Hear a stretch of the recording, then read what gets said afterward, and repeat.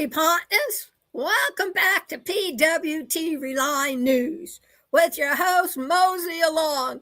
And tonight, in Surrender or Reassign, we're going to be talking about the PREZ, who dismisses inflation while his voters are living it, the pain. We're looking at a widening gap, not between political parties, but between the PREZ'S words and the public's lived reality.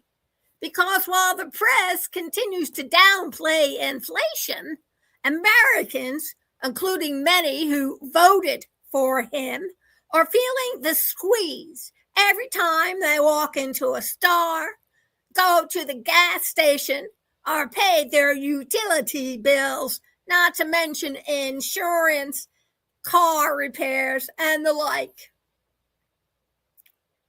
And the disconnect, according to new reporting, is that the PREZ actually recently brushed off the concerns about raising prices.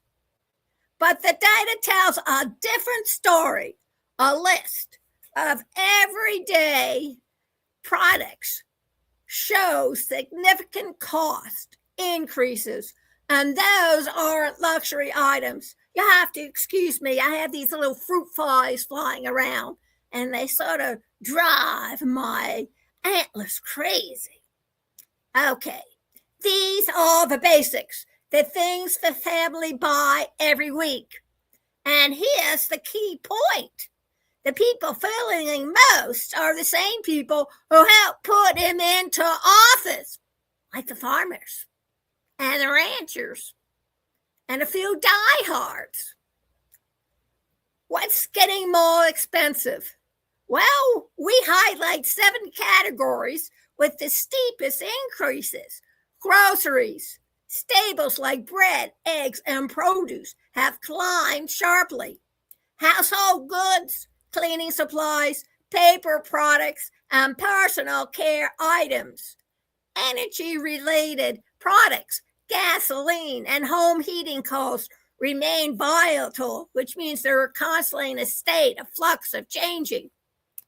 Restaurant prices, eating out is becoming a luxury for many families. We're talking about McDonald's and Burger King's, Wendy's. These aren't abstract numbers, folks. These are receipts, real receipts, stacking up on kitchen tables across our country.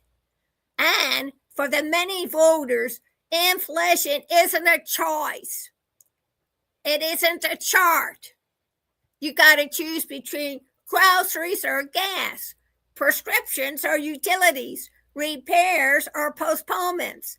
And when your leaders dismiss those struggles, we notice. The political risks, this isn't about predicting outcomes. It's about understanding sentiment. When voters feel unheard, they don't stay quiet. They talk to neighbors. They talk online. They talk at work. And eventually they talk at the ballot box. The press may be dismissing inflation, but inflation ain't dismissing the voters. So the question truly becomes, when the lived experience of the public collides with the messaging from the top, who gets reassigned? The narrative or the leadership behind it? This is Mosey Along. Stay alert, stay aware, stay informed, and just don't sit on your duff and close your eyes hoping the problem will go away. Have you heard? They think that the grocery prices will remain where they are, if not higher. And think about the PREZ and how he lives, the other half of this country. Maybe you should do something about it instead of saying, woe is me, and wring your hands. They certainly did it during the Revolutionary War. They didn't wait for worse to happen. They took matters into their own hands. Maybe it's time you did too. Have a cool weekend and make sure when you go into the shade, your hand flops the right way so you catch the breeze.